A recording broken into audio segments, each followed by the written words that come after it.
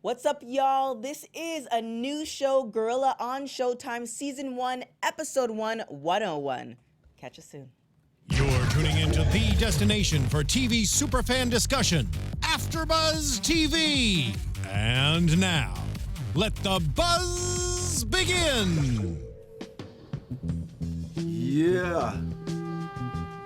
R.I.P. Gil Scott-Heron. Now, if y'all don't know about this song, even if you weren't born at that time, you need to look it up.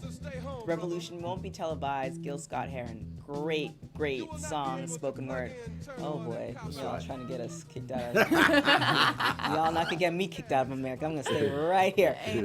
So hey guys, my name is TK Trinidad. You can find me on everything at TK Trinidad, Twitter, Instagram, all that good stuff. And my panelists. What up, TK? How you doing? This dude. Hey everybody, it's Al Gragg. You can follow me on Twitter at Jamaica House Doc and on IG at alg_Jamaica House Film.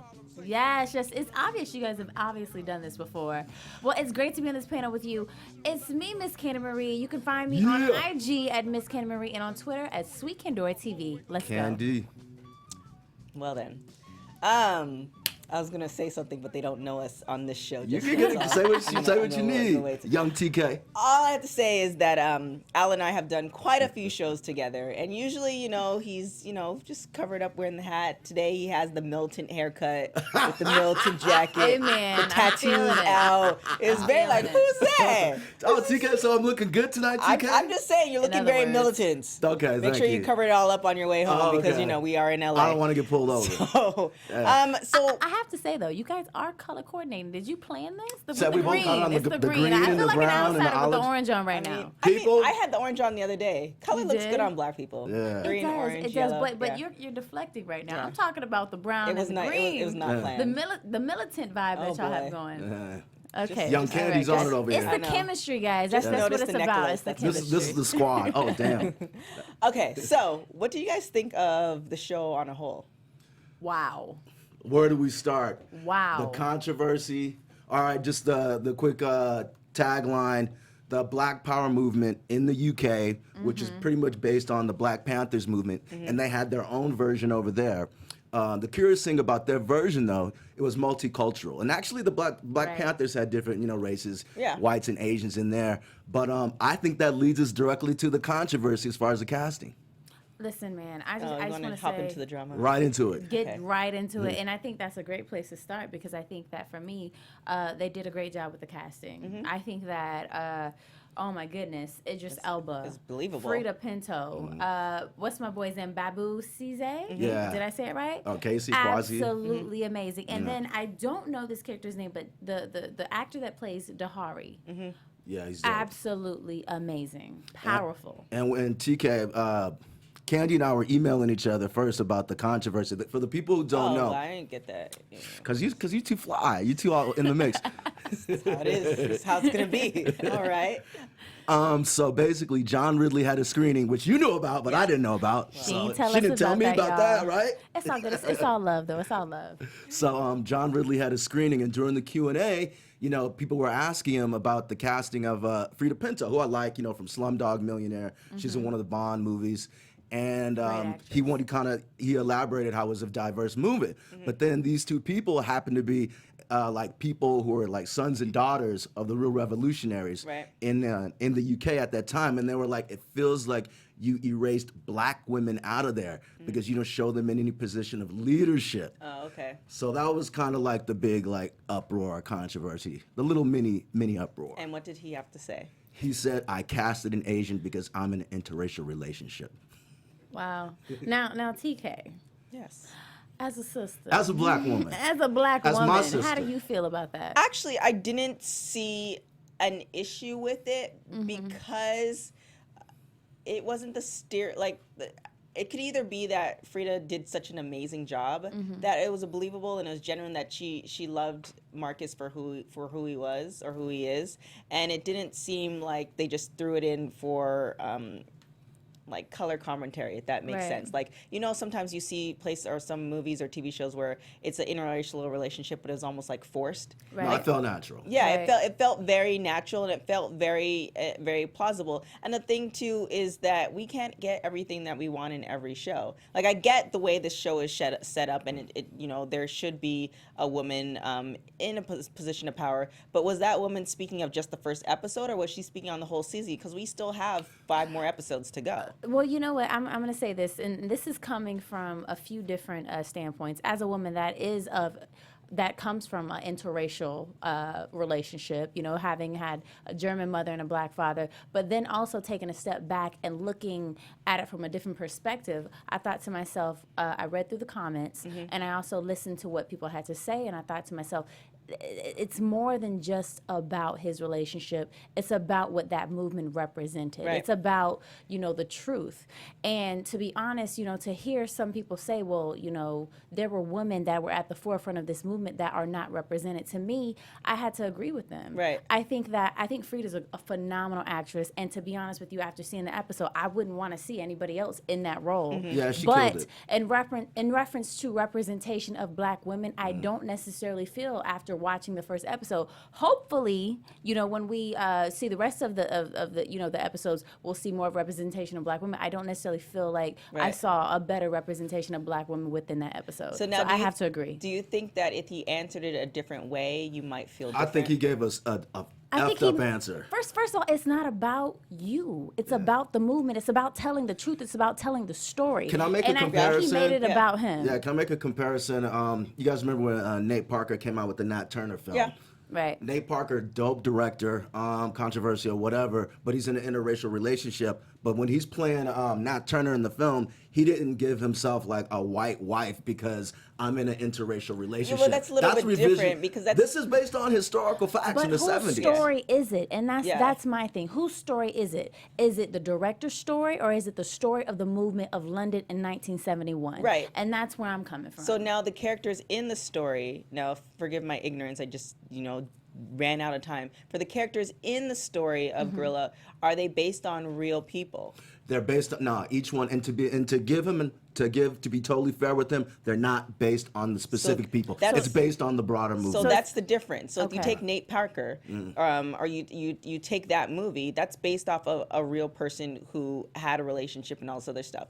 Now the thing with a lot of people, just people in general, is that they're gonna base, whether you're a director, writer, or whatever, you're gonna base it off of your experiences, and maybe subconsciously that's what he chose That's to what do. he brings to the table. So that's his it's just experience. the answer was, It was just kind of ham-fisted. yeah, his answer wasn't the greatest answer, and it led to a lot of different things. But on the flip side, like when you create, you know, your perfect male, your perfect female, or whatever is in your imagination, that just doesn't come up out of, you know, whatever Right. it is. You base off of certain experiences. Like Right. my preference in men is based off of certain things that I've experienced throughout my life. Right. So I definitely get from the black woman's perspective. So that's the perspective that you're speaking from. Yeah. Is basically what you're saying. Yeah, it's From just- your experiences. Yeah, from I definitely get, you know, I definitely want to see more representation all over. You know, that doesn't portray black women in a negative light. That doesn't Right. portray black women as, you know, strippers. It doesn't portray black women as twerking and all this other And stuff. TK, can I just chime in here? I'm looking forward to see what he does with the rest of the episodes Exactly. too. Right. To be fair, but at the same time, who was the other sister who got camera time? A snitch. Yeah. Optics, visuals important to me. And I will say this though, for me, I paid attention to the quotes. I think that there were a lot of really great quotes, and I think that they did a really good job in tying in Frida's character. Prime example: at the very beginning, when the show first starts, it says, "We are the children of the colonies." To me, that represents multiple races of people because Right. it wasn't just about black people. As you can say, they called the Caucasian woman an Irish cunt.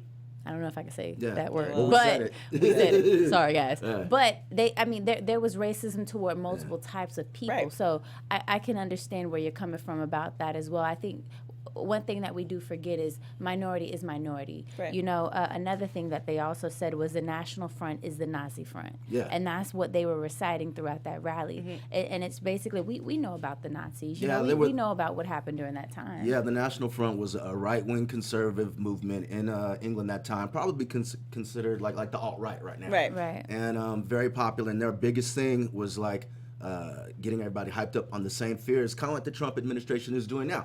They Right. had the Everyone Immigration is Act hiding. of 1971. Here we go. I'm not getting political. I'm just saying facts. The Immigration Act of comments are gonna be 1971. Make it relevant. You can send all your comments Yes, to me. please do. Okay.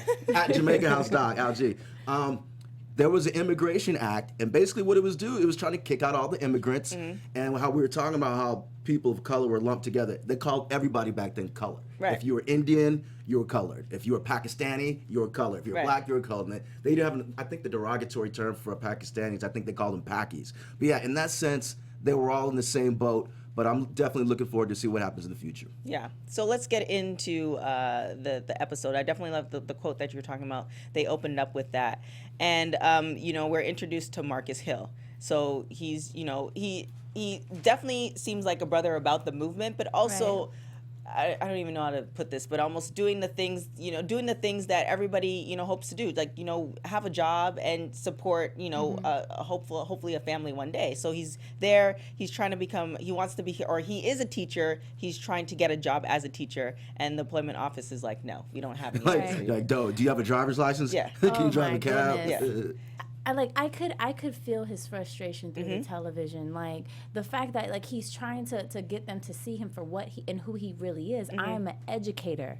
He wants them to take him seriously, but all they look at him as, he says, you seem like one of the smart ones. Yep. For somebody to classic. say that to you and to belittle you and to Well, try that and happens encourage today, you though. to be a transporter Yeah. and to be a driver, knowing damn well that you are more qualified than that. Like, that's a slap in the face. That happens How today, dare though. you? Exactly. Yeah.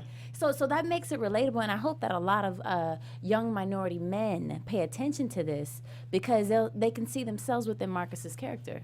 Yeah, it's definitely a frustrating thing because what I thought about too is, you know, there's on top of the immigration system that we have to deal with in today's society, we also have to deal with the prison situation. Not everybody is bad or good when they come out. Some of them do their time and they come out and, you know, they actually want to be, you know, good citizens of the society, but they can't do that because all their rights have been stripped away, and now they can't find a good job, and they're either left to doing a job that, you know, they're more than qualified to do, or they go back to, you know, trying to support their family or trying to support themselves, and they end back up in jail. And that's assuming they weren't, you know, like inordinately targeted in the first place, Right. you know, by the police. With all the, to tie it back into what's going on today and the show, you know, we have the police brutality incident. But one of the things that that also relates to the U.S. is that, but in England, they had what's called the Black Power Desk. And the Black Power Desk was basically the same thing we had going on here in the 60s and the 70s with the FBI. There was targeting. COINTELPRO. Yeah.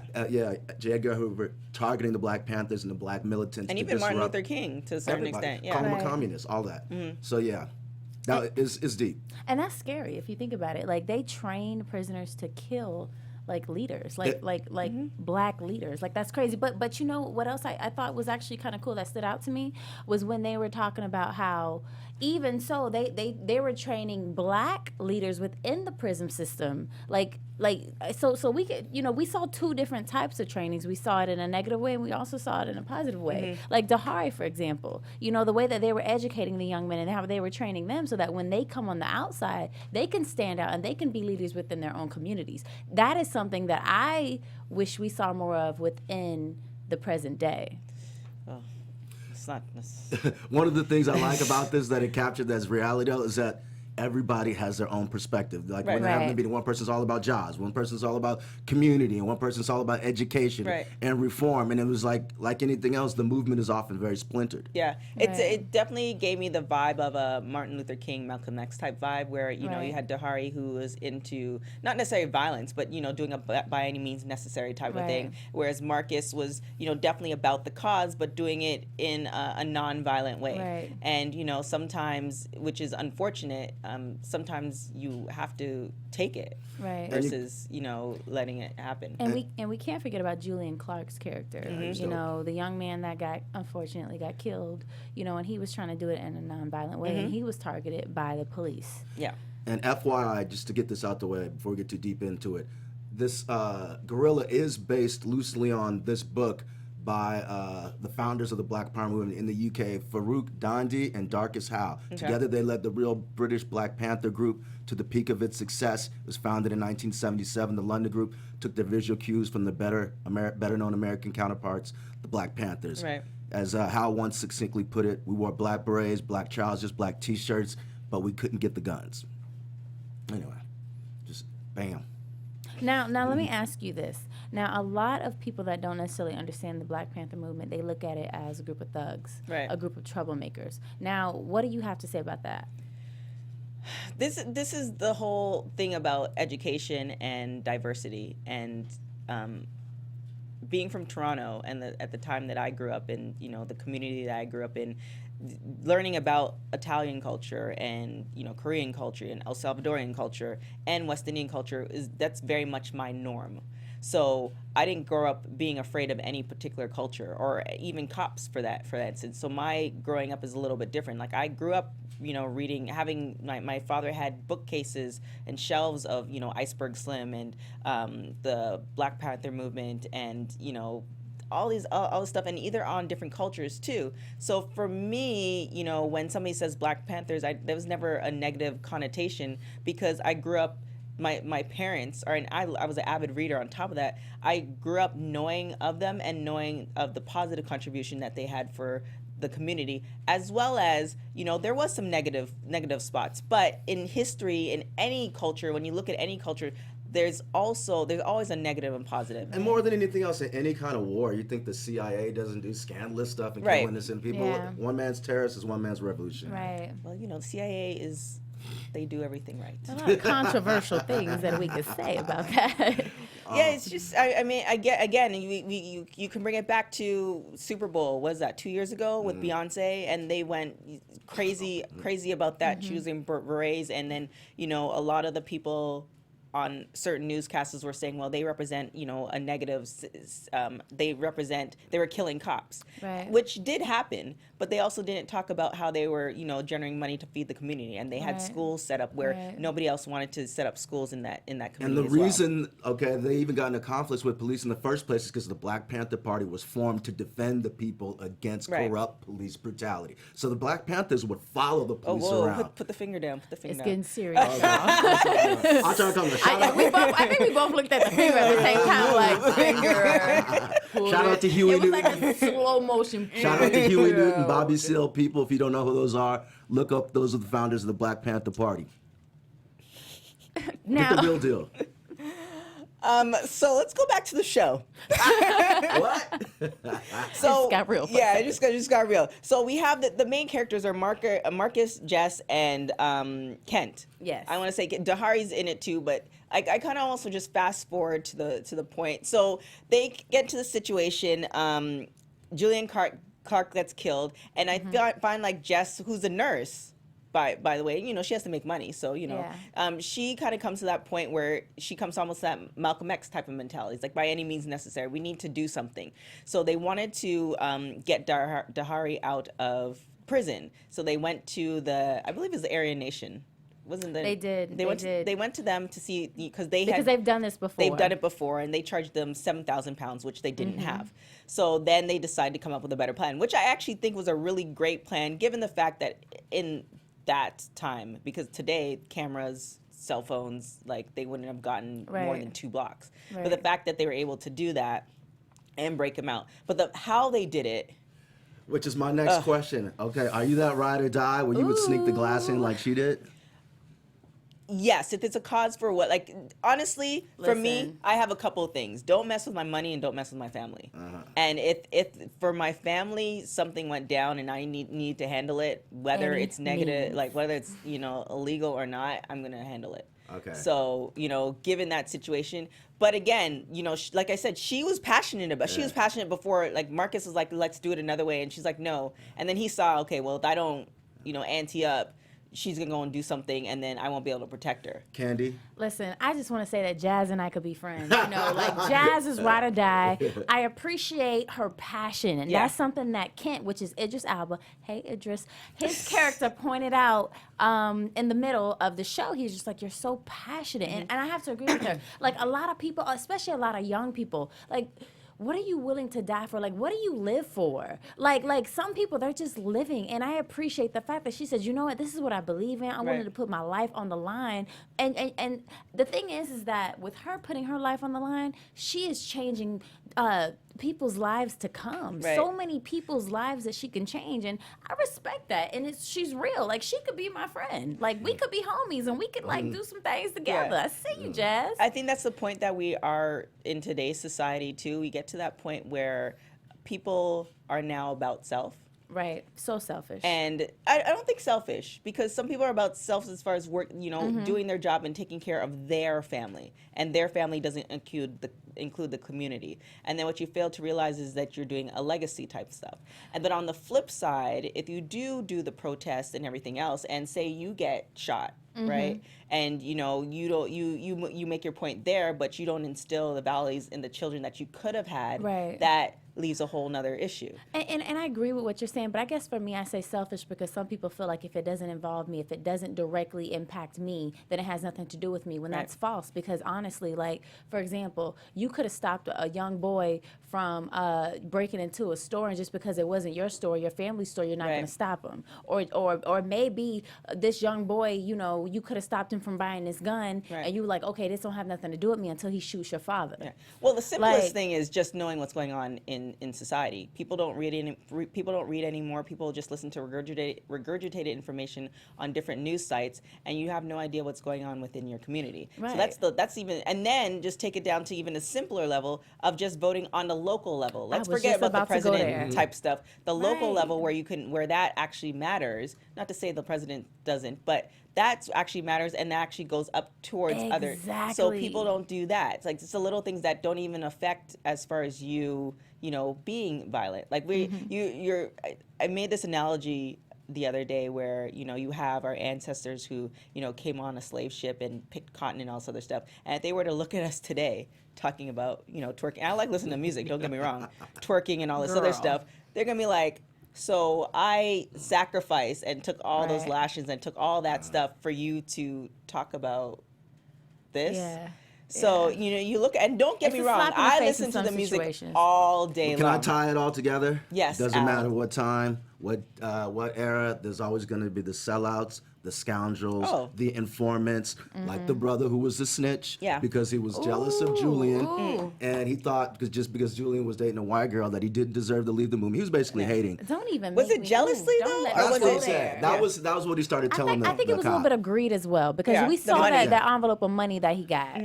But to take it there, let's talk about, like you guys were just talking about, selflessness versus the ultimate selfishness. This guy, as you see, is you have agitators today. You can have a peaceful protest or a peaceful movement. All it takes is one person to be an agitator to go and throw a brick at the police, because it was when it would have been an otherwise peaceful movement anyway. So that's what still goes on today. Right. Right. And there's also a lot of irony within the show as well. I don't want to step on your toes, but is that something you were gonna? Yeah, it's just. I don't know. It's the comparison with a lot of shows that are coming out today. We see, you know, some stuff hasn't changed, and that's the frustrating part. And not just on a Black Lives Matter type thing, but on like just in general. And then some things that are new concepts that 10 years from now might be a real issue. Like the fact is, again, I use my smartphone all the time, but all your information's on there. People have access to that. Right. And you know, the fact that we are not worrying about that somebody can literally take down this whole society. Just like that. Well, I'm all about the activism that's going on today. We just had this is just talking the facts. We just had the tax march, and before that we had the women's march. So and before then, obviously, we had all the anti-police brutality marches. So I mean, I think we're living in a good time, and I'm glad the art is reflecting that. Right. And another type of irony I do want to bring up, Inspector Pence. He's somebody that we have to talk about within this first episode. And if you don't know who Inspector Pence is, he was the police officer that met with the black guy who threw the brick that initiated the non-violent rally that turned violent. The informant that he has, which is the black woman, is that little boy, that's his son, right? I think so. They didn't really clear that up. State that. Because it seems like he has a family somewhere else. Exactly. And he was playing with the boy with the element of familiarity over there. So Exactly. It could be, but it could also be that he goes there often enough to get, his piece. I mean, he just like left his money like she was a hoe, but basically. how ironic is that though? Like he's having this double life with this black woman and her son, and then he's going and he's taking out these black leaders. Nothing new. Exactly, but the irony within that, it's just, to me, that stood out a lot. It's unfortunate. Yeah, there's a name for a woman like that. Wait. What's the name? Now you have to say the name. Starts with a B and ends with a wench. All right. Well, I mean, again, that's where it goes to either the selflessness or the selfishness, and depends on what side of the coin you're on. She can either join the movement. I just wanted to put my hands on her. I just want to lay some hands on that girl. I just want to grab her. She can either join the movement and essentially struggle a little bit more, and struggle to feed her son, and also if it's not Inspector Pence's son, or she can lay on her back and collect some money, and her son is taken care of, and she's living comfortably. But that's all that selfishness that we just talked about. I totally agree with you, but that's kind of how people look at things. Like I feel like people make certain decisions based off of their circumstances, and we can look at her negatively, but you we don't all have a choice. We do. Right. And that's my thing. We all have a choice. She doesn't have to make that choice. She doesn't. She's going the easy way, in my opinion. Case in point, I can't wait to see where all these characters end up at the end of the season. It's only a short 6-show miniseries. So unfortunate. So I can't wait to say, honestly, I'm looking to Jas to take... I'm looking forward to her arc. I'm wondering if she's going to be like less... oh, no, she's going to get more militant. She's going to get more militant? Oh, I can't wait. Yeah. I was thinking like that her boyfriend was going to get more militant once she caps somebody. Marcus seems like he's going to be put into a position where, he just shot somebody. So he's still going to be the conscience. Okay, so let's I know we're kind of going back and forth between, politics in this show. So essentially, Jas, she puts a vial of glass in her cheech. They smuggle it into the jail, and then then she passes it off to Dahari. Dahari then, speaking about boss, because he swallows the glass in order for him to be sent to the hospital. Jas is a nurse at the hospital, so once he gets in the hospital, she calls Marcus and lets him know that Dahari's in the hospital. Marcus comes, essentially takes the police, one of the cops takes him inside, and they break out Dahari. So that's kind of where we are right now. In that process, Marcus had to shoot a cop because he came up unexpected. That wasn't his intention. He's not I don't even want to say he's not a killer, but that's not his personality. I couldn't even see who was behind it. It was a cop. Okay. It was a cop, because the other cop, when Marcus went outside and Marcus asked the cop for the keys to the car, he's like, "You just shot the cop who had the keys." That's why they went and got the other car. And how crazy was that? Give us the keys. They didn't even have the ride arranged. That was crazy. And which is so different till today, because they wouldn't have even gotten 10 feet out of that hospital, with everything that's going on. Man. So they get Dahari out, and now, coming to the end, Jas throws up a little bit, and I think one of two things: either she could be pregnant, which would be a really interesting twist. That would be a great twist to it, or you just are, it's almost like when somebody screams "ride or die" and they're all about it, and then or somebody's like, "I'm good." It just got real. Yeah. You get punched in the face for the very first time, and you're like, "Oh crap,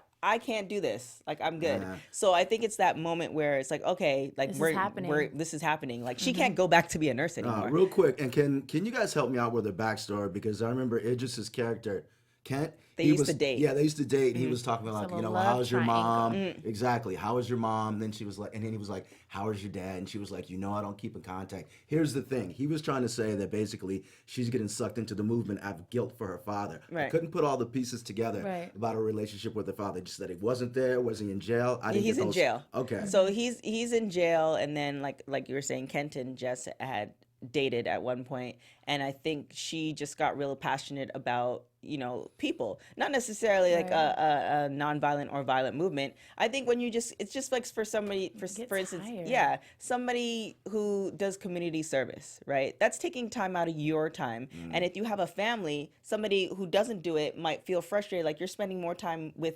this than you are with your family. So I think that's kind of what happened, where she was getting passionate about the injustices that were happening in the community, and he was like, that's great he was like more of a bystander. He was, about it, he knew about it, but he wasn't going to become involved in it. And I think that's why it ended their relationship. Therefore, Marcus came into play. And then, like I said, her father was in jail. So I think, and it sounded like he was a political prisoner as well, but I'm not sure.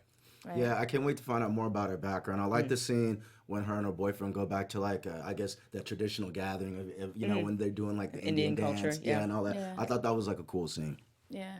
Yeah, it's definitely. I definitely want to see, because there's different types of. I don't want to say there's different types of Indians, but there is. Like, you have a huge Indian community who grew up in the islands, who actually moved back to England. So you have that population. Then you have the Indians who are from India, who are in England too. So I kind of want to find out what her background is, as far as, how traditional she is, what type of, practice. It looked like Hindu, but I'm not sure. So, so I definitely want to know her backstory, because this is something that we haven't really seen on TV, as far as when you think of activism, you see, especially in America, you see the black-white scenario, if you watched, what's it, Salem, where, there's a huge white population that came to help Martin Luther King in that particular instance in that movie. And this is a different dynamic. Yeah, so it's a very different dynamic, and it's one that I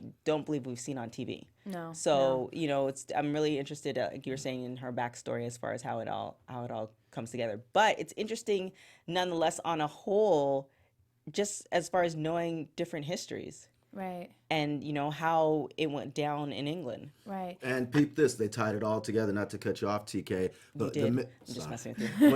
when they get to the hideout after they finally made it back, they're listening to the television. Excuse me. I'll take it back to the original part where she got her idea. Somebody's getting a little. I know. I've been trying to be calm. I've been trying to keep it peaceful over here. She originally got the idea when she was at the hospital working as a nurse, Jas did, when she's listening to the news talking about like the Weather Underground and busted out somebody and hooked him up with Eldridge Cleaver. Yeah. So I like how they tied that in. And then as soon as they got away and they're back at the hideout, and then they see it on the news, on the television, then they're like, okay, UK has a problem. The police say all coloreds are now dangerous, and they're imitating terrorists of the Black Panther movement in the U.S. So yeah, they brought it full circle. Another example of how media can agitate a situation and can twist and make it into, something bigger. Well, and then also it's just create fear. Absolutely. Because in some instances is that the person did do that, and that person doesn't deserve to die by any means, but they create fear where now everybody's fearful, and that person ends up dying because you didn't really hear the whole story. And they become a target. Yeah. Because that's the whole MO, like that propaganda is like create paranoia. These people are taking your jobs. These people of color, you need to get rid of them. They're taking your livelihood away. Put each other against each other. And then it's also, in today's society, it's just to create like clickbait. You want to hear what you want to hear, and it's a interesting case. So we leave off at the end where they're all in the hideout. They're pretty much, I believe, at Kent's house. That's what it seemed like. Actually, no, they weren't at Kent's house. They were at Dahari's friend's house. Leroy. So Leroy yeah, from Leroy. America. I did say his accent is very American, and his name.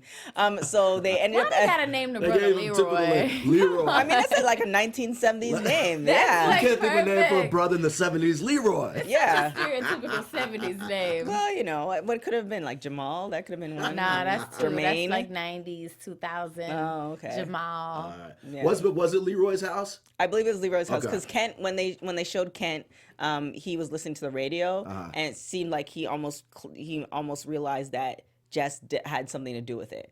So they're at Leroy's house. Leroy's crib. And they so now it just got real. So Marcus realizes, like, he's still kind of internalizing, okay, I just shot somebody. So he's realizing that there's no turning back now. Nope. It's Like, all he or can't, nothing. his dream of not even just becoming, his dream of becoming an educator is no longer at this particular moment. gone. If he were able to get out of it. Well, I mean, you have the Angela Davis situation where she was able to, she's Educate now, within. Now she's a professor. She's a Yeah. scholar.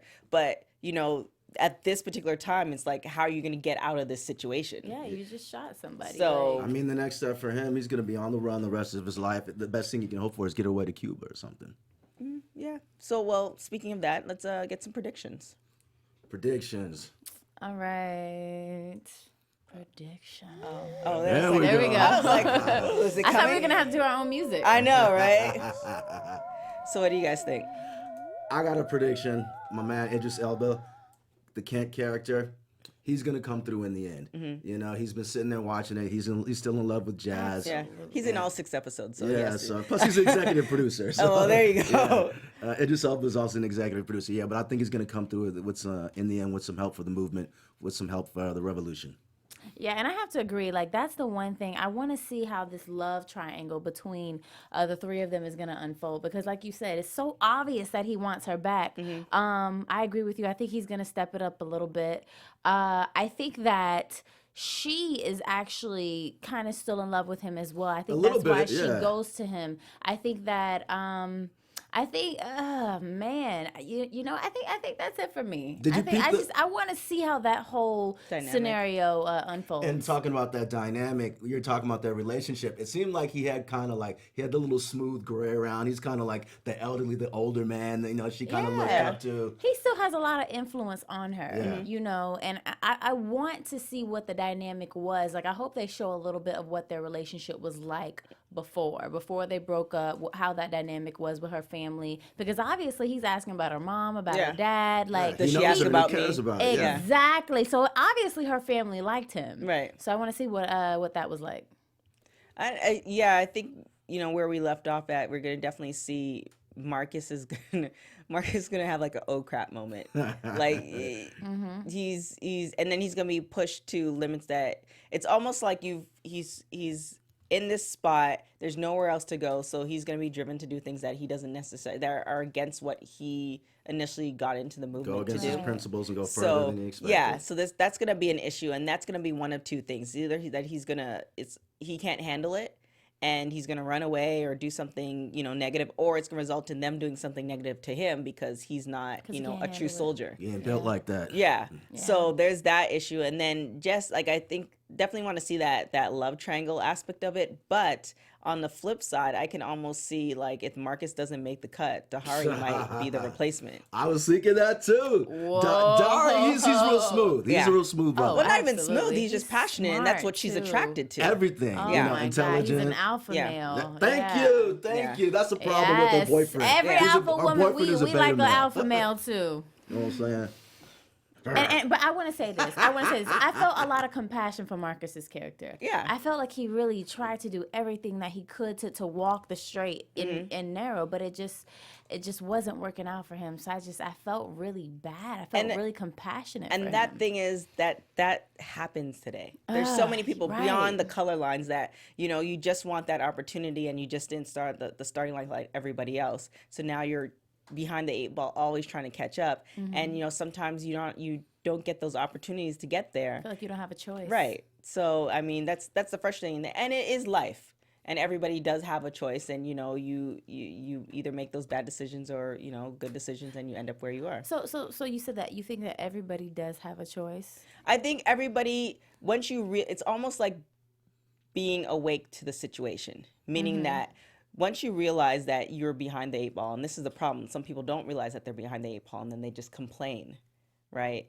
Once you realize you're behind the 8 ball, then it's up to you to decide on what you want to do. Now, if you feel like somebody's holding you back, then you have to go and try it from another angle, another situation. Well, I mean, if you think about it, in the 1970s in London, and it's racist, I mean, just like when you think about what was going on here in the United States, like they felt like they didn't have any other options. I mean, even being a convict here and then you're released from prison and they're telling you, okay, I'm sorry, but you can't get a job because you're a felon, right, or you can't do this, and you feel like your back is against the wall. How many choices do you feel like they have? Right. Well, I think with Marcus, the whole situation is that the reason that they weren't giving him the chance to become a teacher is because of some of the peaceful protests that he did. But it was peaceful though. Like we should be able to voice our opinions. But that's what I'm saying. But with that being said, I think we just answered our own question. With that being said, because of the time frame that they were in, he really didn't have as many choices. And that was also screwed up about his position. I mean, I empathize with him. Right. Yeah, absolutely. But see, on the flip side, what he could have done, a possibility that he could have done is if they said, well, you look like a smart bloke, you could be a driver. Not to say that he could have taken that position, got the money from that position, and then either moved somewhere else or, kind of use that funds to get somewhere else. Because what he's doing somewhere else, like where though? And that's the mentality that he probably has. Like, where else am I gonna go? This is all he probably knows. That's where research and books come in. I mean, well, I think everybody gets to that age of responsibility. I don't know whether it's 18 or 21 where we're all responsible for our decisions. But what I liked, what the writing did really well was convince you that each character really didn't have any other option. Right. Like the movement, they had just lost their guy. He was killed. This is it. This is where the rubber meets the road. Are we gonna keep talking? Or are we gonna take some action? Right. But I also wonder too, because in the meeting when Marcus was saying, we're still trying to get Dahari out, and everybody's giving out all these other situations, who else in the movement was behind that particular part of the movement? Right. Or is it just the two of them? Like, it seemed like more it was their idea, and then everybody else is more about, you don't see a lot of leaders. Right. I mean, that's with every situation. There are only a select few people that are going to actually stand up and take action. You're going to have followers that are going to be there and support you, but you only have a few people that are willing to put their life on the line and be the leader and be the face. What they said at the meeting is they said, now that Julian's dead, there's a void in leadership. Who's going to step up? Basically. Right. Who is going to step up? Well, who do you think you think Dahari's gonna? I don't know. I think almost it's gonna be very interesting because Dahari probably will step up, but I'm eager to see in what direction. Yeah. If it might get skewed. Whoever has the guns has the power. We'll find out. There you go. Whoever has the guns has the power. Hey. Well, we have 5 more episodes. I'm really eager and really looking forward to being educated. Right. Right. Definitely. What's that book that they based it off of? Let me scroll up real quick. That book is called. Drum roll, please.